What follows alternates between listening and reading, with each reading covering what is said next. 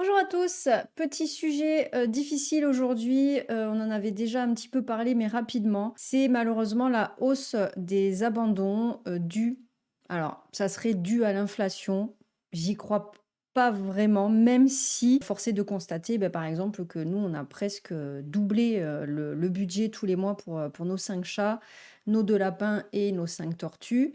Eh bien parce que tout a augmenté et notamment effectivement les produits pour les animaux qui pour certains ont pris jusqu'à 35-40 d'inflation, ce qui est n'importe quoi. Et donc il semblerait que ce soit la raison pour laquelle il y a une augmentation des abandons par rapport à l'année dernière et à l'année d'avant.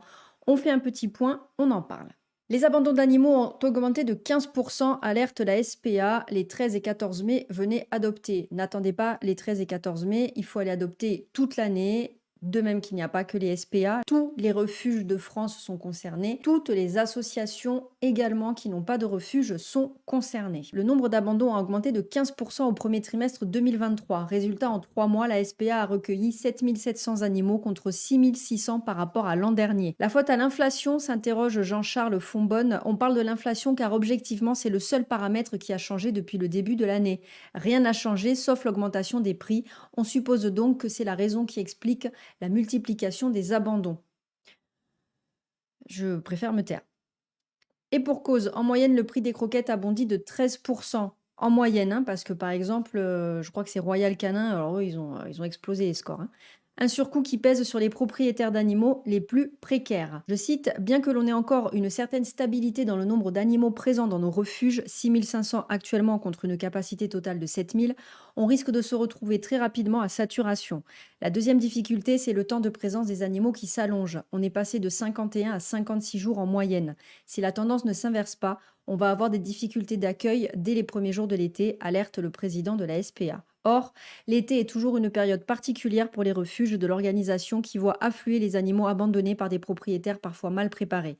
Je cite, il y a toujours des gens qui trouvent que le chien ou le chat sont encombrants à l'arrivée des vacances et qui décident de s'en séparer à l'abandon. Qui sont ces gens? Il faut qu'on m'explique parce que, je sais pas, l'abandon est puni. Le problème, c'est un cercle à la con, c'est que si on met, si on applique la loi, que vont faire les gens? Ils vont pas se faire chier à aller dans un refuge. Donc, ils vont abandonner leur animal dans la nature pour être sûr vraiment de pas être vus, pas reconnus, pas pistés et cetera. Donc c'est un cercle vicieux qui est absolument terrible. Mais qui sont ces gens? Qui abandonne son animal? Je ne comprends pas. Pour partir 15 jours en vacances, mais franchement, mais enfin, n'adoptez pas. Si vous n'avez pas d'argent, c'est horrible ce que je vais dire, d'ailleurs je vais revenir avec vous. Je sais que je vais être jugée là-dessus. Si vous n'avez pas d'argent, ne prenez pas d'animaux. Même si c'est votre tante Charlotte qui vous le donne parce qu'elle a fait faire des portées à son basset, à son teckel, peu importe. Même si c'est la voisine du coin qui a fait faire des portées à son chat parce qu'elle n'a pas réussi à faire stériliser, blablabla, blablabla, il y a toujours une excuse à la noix. Ne prenez pas d'animaux si jamais vous n'êtes pas bien financièrement. Je ne dis pas que c'est quelque chose pour les gens riches. Je ne suis pas riche, c'est pas ça que je dis, mais moi je le vois bien avec 5 chats, 2 lapins, 5 tortues, c'est compliqué. C'est très compliqué. Et j'ai eu mes 2 premières chattes alors que j'étais dans une situation, précaire, dégueulasse. Elles sont arrivées à moi, c'est pas moi qui ai fait la démarche d'aller les adopter, mais, heu, elles et moi n'avons pas eu le choix, donc on s'est, adoptées mutuellement.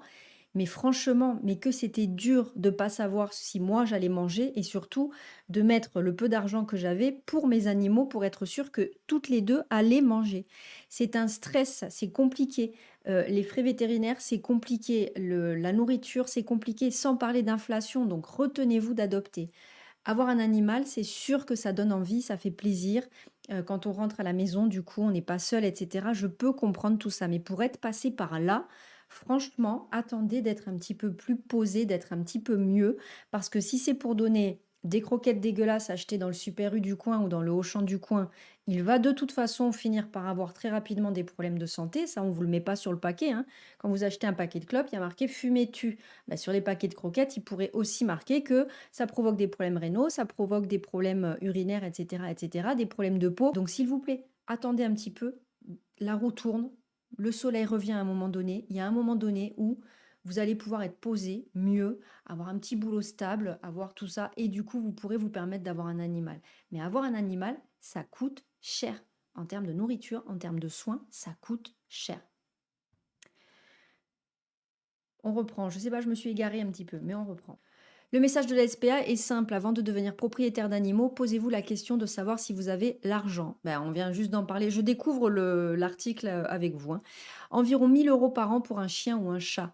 La place, le temps, un métier qui convient, un système de garde ou de pension pour les vacances. Si vous avez répondu par l'affirmative à toutes ces questions, vous avez déjà balayé la plupart des causes d'abandon, souligne Jean-Charles Fonbonne. Oui, oui, on vient d'en parler, oui. Une fois que vous êtes propriétaire d'un animal, préparez les modes de garde bien en amont. Ce n'est pas la veille de partir en vacances qu'on se dit ah oui, mince, il y a le chat, poursuit-il.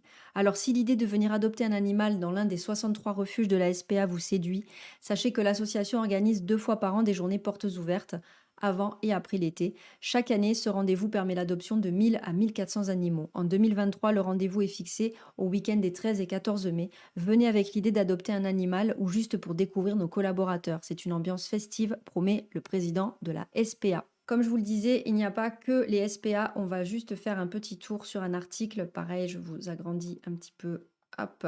En Corse, voilà, qui est sorti il y a vraiment 2 jours. En Corse, les abandons d'animaux en hausse à cause de l'inflation. L'augmentation générale du coût de la vie pèse également sur les propriétaires d'animaux de compagnie. Alors que les refuges corses constatent une hausse du nombre d'abandons, c'est tout un système qui en souffre.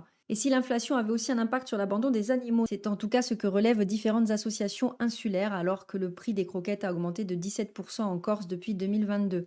Ainsi, de plus en plus de foyers se trouvent dans l'incapacité de nourrir correctement leur animal de compagnie, ce qui les oblige à s'en séparer. Face à cette situation, les associations de protection animale appellent à une mobilisation collective pour trouver des solutions et éviter une crise majeure pour les animaux de compagnie en Corse. On a de plus en plus d'abandons, déplore Carla, bénévole au sein du refuge de Caldanitia, aux portes d'Ajaccio. Les mois de mars et d'avril ont été vraiment compliqués. Il est arrivé que l'on récupère des animaux parce que leurs maîtres ne peuvent plus financièrement s'en occuper convenablement. Mais en général, les gens ne disent pas ouvertement qu'ils abandonnent leurs bêtes pour une question d'argent. Ils trouvent une excuse, reprend Carla. D'ailleurs, il n'est pas rare que les animaux soient abandonnés dans un espace public jusqu'à ce que tierces personnes contactent un refuge. Une fois, quelqu'un a même laissé un carton dans la rue avec 8 chiots dedans. Il avait marqué le numéro du refuge sur le carton, sans oser nous les amener directement. Certains abandonnent aussi leurs animaux à cause des frais vétérinaires qui sont un tiers plus chers. Ça aussi, c'est un vrai problème, hein. Les frais vétérinaires, c'est une horreur, hein. Et alors que les abandons augmentent, les adoptions, elles, se font de plus en plus rares. Dans ce contexte difficile, un seul Français sur 4 déclare avoir déjà adopté un animal de compagnie. Un chiffre qui va encore baisser considérablement, redoute Marie, bénévole à la SPA d'Ajaccio. Avec la baisse du pouvoir d'achat, les gens hésitent beaucoup plus à sauter le pas. De plus, ce sont souvent des retraités, ils ont encore moins les moyens. Avant l'inflation, ce phénomène était beaucoup moins courant. En parallèle, les associations elles-mêmes doivent faire face à l'inflation et à ses conséquences. Opérations vétérinaires, électricité, eau chaude, etc. Nombreux sont les frais réguliers qui augmentent pour les refuges, mais impossible de rogner selon eux sur la qualité et la quantité de la nourriture distribuée. Et malheureusement, d'après l'association Calvez, nos amis à 4 pattes, avec la baisse du pouvoir d'achat, même les dons alimentaires viennent à se tarir, rendant la situation critique. On est obligé de limiter le nombre d'animaux qu'on accepte. Pour l'instant, on a encore des dons qui permettent de maintenir l'association à flot, mais avec la hausse des prix, on a peur que les gens réduisent leur participation, voire arrêtent de donner. Face à ce problème, les refuges tentent de sortir la tête de l'eau par différents moyens. Le refuge de Caldanitia organise justement un appel aux croquettes sur la base des donations. On a la chance d'avoir beaucoup de monde qui nous soutient car ils connaissent l'association et ils donnent. On a fait une collecte de croquettes il y a moins d'une semaine qui s'est avérée très fructueuse, reprend Carla, la bénévole. Sans ça, il faudrait mettre la clé sous la porte. Si on devait acheter nous-mêmes les croquettes, ce serait un trou financier trop important et l'association ne pourrait pas y survivre. Voilà pour le tour de ce qui se passe en ce moment. Ne cherchons pas d'excuses aux gens qui abandonnent les animaux. L'inflation, oui, mais je pense qu'on peut toujours rogner sur des choses autres que les animaux. À partir du moment où on décide de rogner cette partie-là, eh bien c'est simplement qu'on ne considère pas l'animal comme un être de la famille. Et donc je ne sais pas si ces personnes ont réellement le droit d'adopter. Et voilà, c'est dramatique parce que pour rien au monde, j'abandonnerai mes animaux. Et je vous dis, j'ai été dans des situations voilà, catastrophique et je n'ai même jamais songé à me séparer de mes animaux de l'époque et des animaux que j'ai à l'heure actuelle. Donc voilà, on a fait le tour pour ça. C'était pas une très très bonne nouvelle. Il me tarde de voir comment ça va évoluer en tout cas cet été. si vous répondez justement à tous ces critères, que vous êtes prêt à accueillir un animal, et bien voilà, foncez dans les refuges, dans les associations, suivez-les sur les réseaux sociaux aussi, et puis essayez de donner quand vous pouvez, que ce soit au moment des collectes alimentaires ou de faire un don pour que justement les associations et les refuges s'en sortent et bah, ne pâtissent pas eux non plus justement de l'inflation. Je vous souhaite une excellente journée, je vous dis à très bientôt, prenez soin de vous et de vos poilus, ciao ciao.